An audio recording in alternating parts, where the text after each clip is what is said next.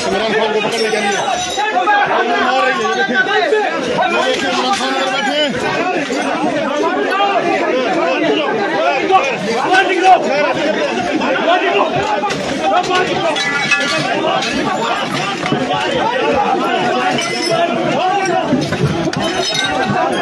खान को पकड़ रहे हैं। रेंजर वालों ने हमला कर दिया है।